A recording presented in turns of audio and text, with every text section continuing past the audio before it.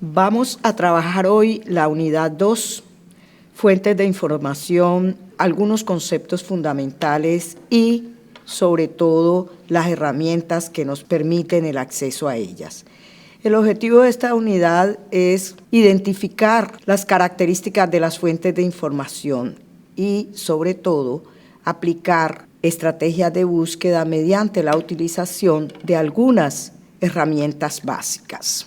Partimos de que el abordaje de cada tipo de fuente de información en función de sus características, el nivel de información que proveen o su facilidad de acceso es clave para utilizarlas acertadamente en cada etapa del proceso de investigación. Y un segundo aspecto muy importante a considerar es la diferenciación de las características propias de cada una de ellas y la discusión de sus alcances y limitaciones. Se proponen poner al servicio de los participantes en este diplomado herramientas que les permitan orientar a los alumnos en este vital aspecto de la búsqueda de información. No estamos tratando de asumir que estas son limitaciones de los maestros, sino que estamos tratando de desarrollar una metodología de trabajo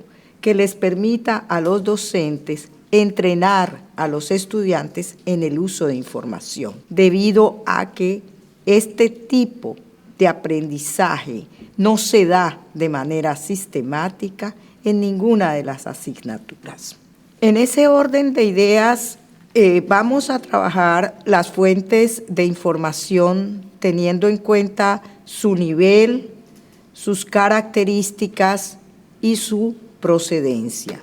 Nivel, características y procedencia son aspectos sustanciales que manejaremos. El nivel de las fuentes de información en términos de lo que cada una de ellas puede proveer, y en ese sentido tenemos una clasificación propia. En cuanto a las características, las fuentes de información tienen características, unas son aparentes y otras no, pero todas ellas determinan la necesidad de que adoptemos estrategias de búsqueda que tomen en cuenta esas diferencias. Y en tercer lugar, la procedencia, es decir, hay fuentes de información que circulan por los canales convencionales y hay fuentes de información de carácter no convencional, como podría ser, por ejemplo, una entrevista, un manuscrito o cualquier otro recurso al cual no tenemos acceso a través de los canales de comercialización o difusión de la información. Y el otro aspecto importante también es el uso de las fuentes de información a partir del nivel que cada una de ellas tiene y cómo ingresar con éxito a bases de datos a partir de las tres herramientas fundamentales: los operadores, los calificadores y el lenguaje de búsqueda. Vamos a ver brevemente este ciclo que para cada uno de los participantes en este programa es sumamente conocido. Solo queremos llamar la atención de que todo el ciclo que se da en la parte izquierda de este diagrama tiene que ver con el creador, con el autor, con el generador de la información. Y todo el ciclo que se da en la parte derecha tiene que ver con el manejo que se da de esa información por parte de instituciones como bibliotecas, centros de documentación y servicios de información. Lo que ocurre es que entre esos dos agentes sustanciales de la difusión de conocimiento o de información con vocación de conocimiento, generalmente existe una barrera. Lo que hacen las unidades de información pasa a ser una suerte de caja negra que tiende a conocer cuando tenemos el apuro de cumplir un requisito académico o un requisito de investigación. Pero normalmente no estamos familiarizados con ese ciclo que comienza con la selección de información y termina con un análisis de información con vistas a facilitar su recuperación. Entonces es muy importante que empecemos a tener una clasificación o una taxonomía clara de las fuentes de información, entendiendo como fuente de información todo recurso que tiene datos formales o informales en un formato corroborable, escrito, oral o multimedia. ¿Por qué esta definición de fuente de información así? Porque la información puede existir como realidad o podemos tener información acerca de la realidad. Cuando un antropólogo, un geólogo o cualquier especialista tiene en sus manos una piedra, indiscutiblemente tiene una fuente de información que es no convencional, que es un objeto. Ahí el objeto de información es la realidad misma. Cuando ese geólogo, ese antropólogo, ese arqueólogo escribe un documento sobre esa piedra o un artista hace una fotografía de esa piedra, entonces tenemos ya una fuente donde la información ya está registrada en otro soporte, pero evidentemente la información que está en la piedra es un soporte, no podrá ser procesable por un sistema informático como el que conocemos, tenemos que darle una fisonomía a esa información para que pueda ser procesada, pero es una fuente de información, entonces por eso hablamos de que está en un formato corroborable, y puede ser escrito, puede ser oral o puede ser multimedia, puede ser el objeto mismo. En ese orden de ideas, entonces, vamos a tener fuentes de información en función del nivel. Una piedra, por ejemplo, es una fuente primaria, ella en sí es la información. Una fuente secundaria es una elaboración de esa información, un artículo de revista, un capítulo de un libro, etc. Y una fuente terciaria es, por ejemplo, un buscador que nos permite llegar hasta la información, es decir, actuar como puente entre el usuario que busca algo y la información que existe para satisfacer esa necesidad. Desde el punto de vista de las características, también las fuentes de información son diferentes. Las fuentes de información tienen características, algunas las podemos palpar, otras, quizás las más importantes, son intangibles.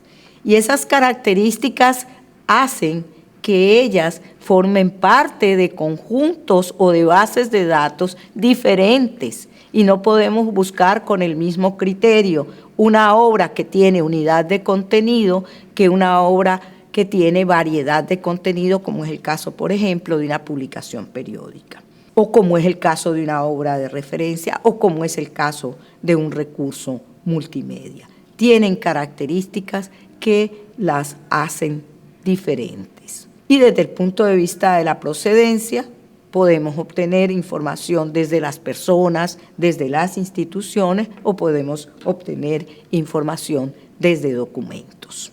Miremos rápidamente, como vimos, las fuentes primarias, ¿verdad? La información directa, la realidad como información, las fuentes secundarias como una reelaboración, es decir, como la posibilidad de un conocimiento o que se hace explícito a través de una fuente de información, y la información sobre fuentes secundarias, es decir, las fuentes terciarias que nos permiten llegar a las fuentes primarias y a las fuentes secundarias.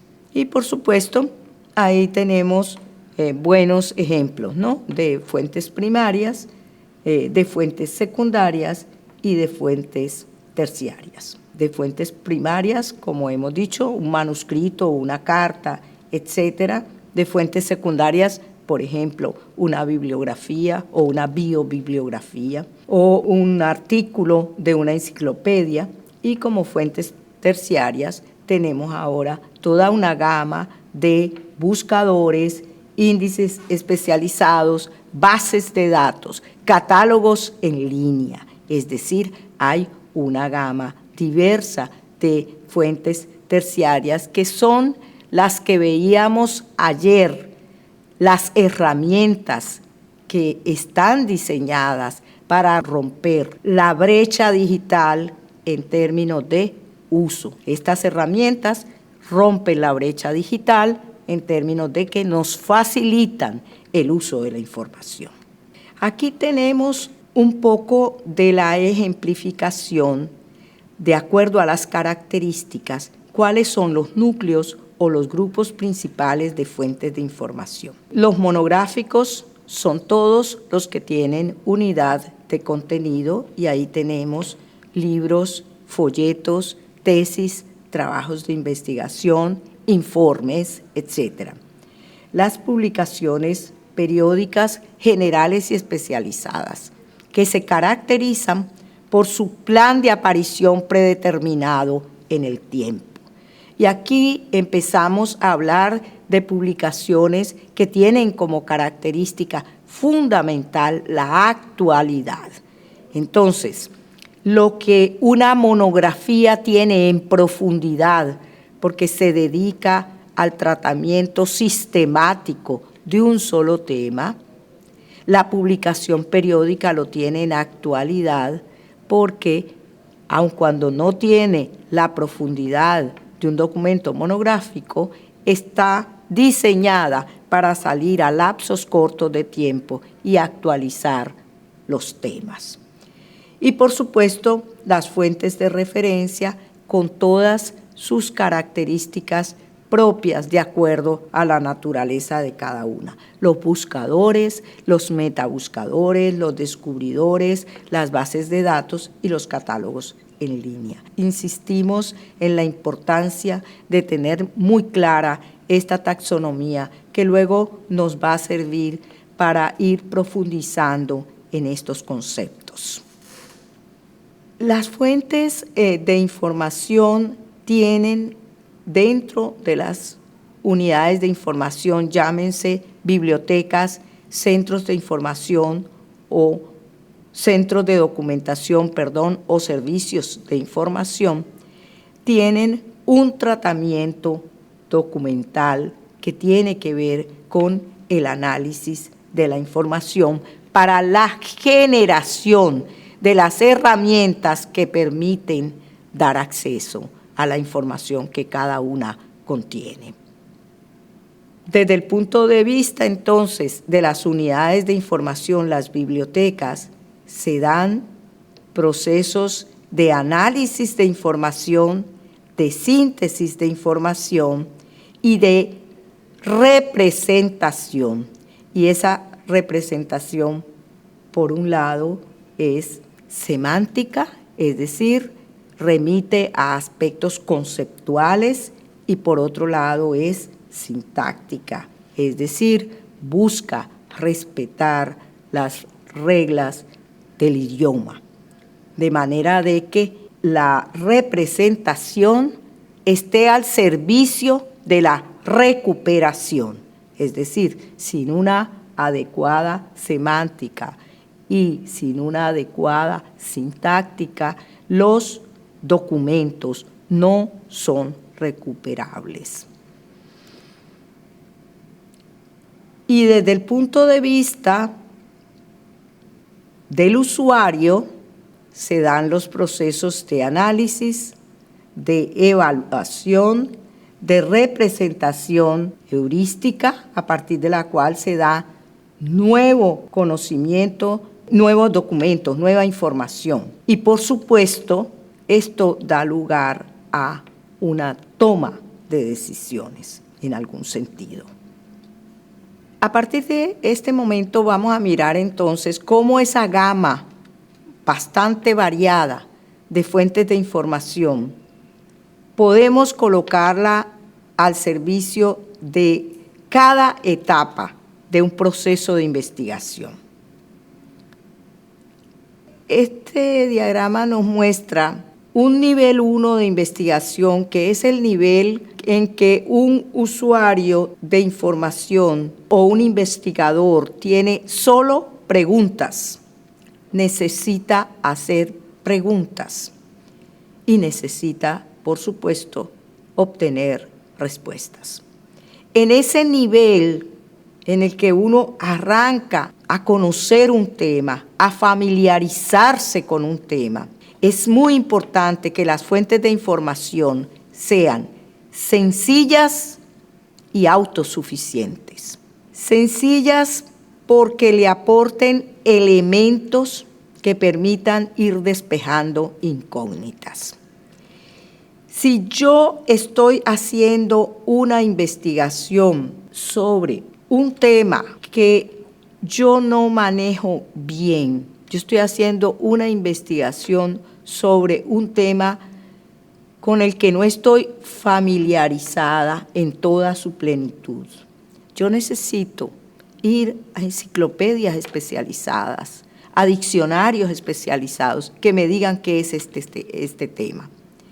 Yo probablemente necesito profundizar un poco más en manuales, en textos, en compilaciones que me den pistas para responderme las primeras preguntas. ¿Qué incluye este tema y qué no incluye este tema? Eso a nivel de fuentes secundarias. Y a nivel de fuentes terciarias, yo necesito familiarizarme con una bibliografía que no simplemente sea una relación de documentos, sino donde haya el criterio de expertos sobre esas fuentes. Yo necesito consultar revisiones de literatura, es decir, ensayos que me ubiquen los hitos principales de ese tema a través de la literatura científica. Y, por supuesto, necesito todo el cúmulo de fuentes terciarias que me permitan entrar a información de carácter referencial. En el nivel 2 ya yo estoy en condiciones de interrelacionar un núcleo más variado de fuentes y ahí yo puedo tener compilaciones, todo tipo de monografías, publicaciones periódicas, etc. Y a nivel de fuentes terciarias necesito catálogos en línea, ¿verdad?, de bibliotecas especializadas en el tema, bibliografías especializadas en el tema, índices y todo tipo de fuentes terciarias que me aproximen al tema.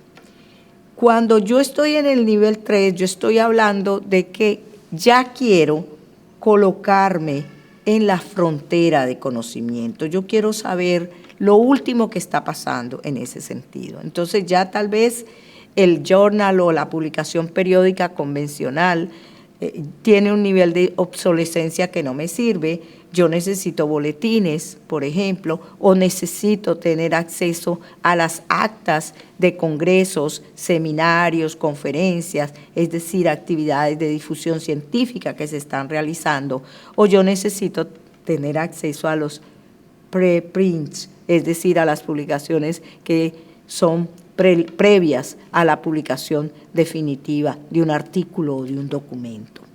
Y a nivel de fuentes terciarias, yo no solamente necesito ya tener acceso a bases de datos, sino que necesito poder evaluar la información que estoy manejando a partir de criterios como el factor de impacto que tiene esa información en el mundo científico, en la comunidad científica. Necesito, por supuesto, revisiones de literatura y necesito más bien índices de sumarios que son grandes índices que me recogen tablas de contenido de muchas publicaciones periódicas.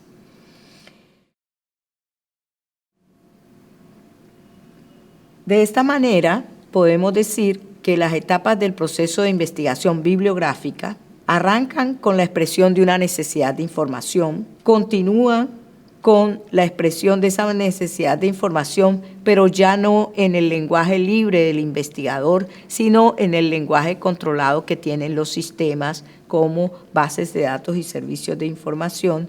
Necesito seleccionar las fuentes que me van a dar el acceso y disponibilidad de la información y finalmente necesito, después que he elaborado el trabajo, dejar la huella de las fuentes que consulté, para lo cual debo redactar una bibliografía.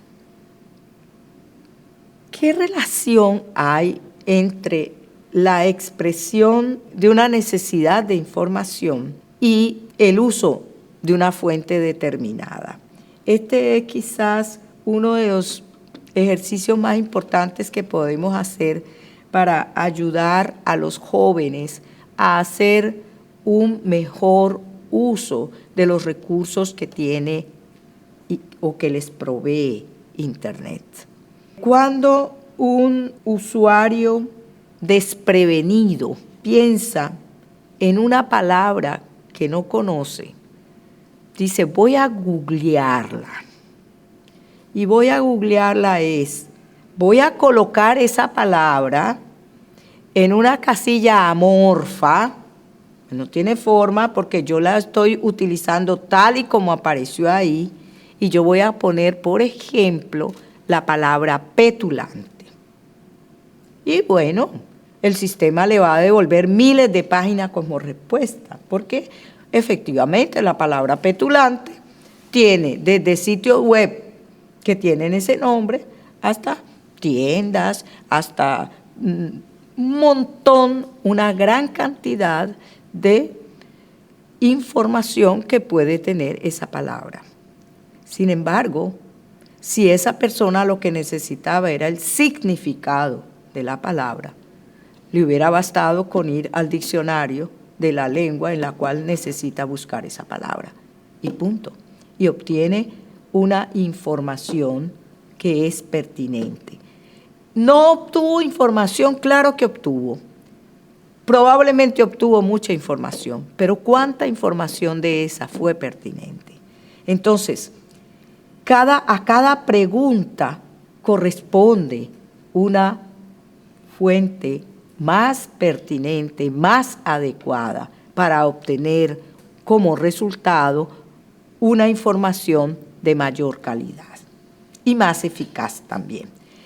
Dejo a la consideración de los participantes este esquema porque creo importante ayudar a los jóvenes a entender el uso de estas fuentes de información de cara a la realidad virtual.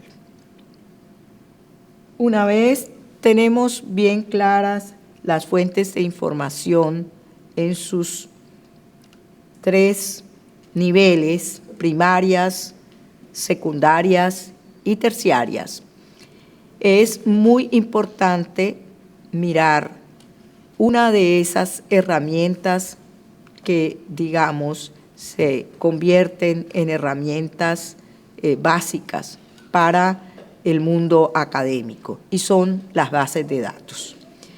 Las bases de datos que tienen 3 herramientas de búsqueda básicas: los operadores, los calificadores y un lenguaje de búsqueda. Vamos a ver muy rápidamente cada uno de ellos, más con un sentido didáctico de poder ir introduciendo otros temas más complejos que por un sentido de tratar de subsanar alguna limitación.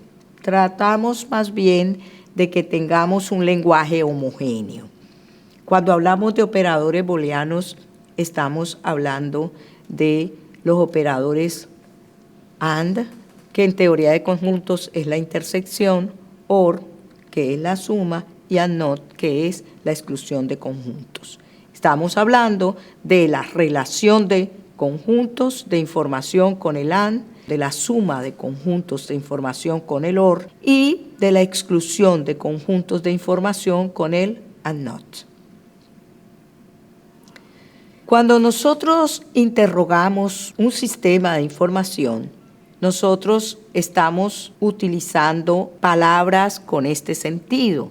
Si utilizamos la palabra educación, le estamos diciendo al sistema, de todo lo que usted tiene almacenada, toda la información que tiene almacenada, recupéreme, tráigame aquellas que tienen la palabra educación.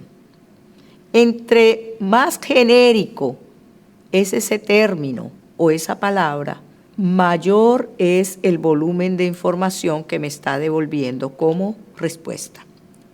En la medida en que yo logro delimitar mejor, en esa medida disminuye el volumen de documentos que me presenta como respuesta.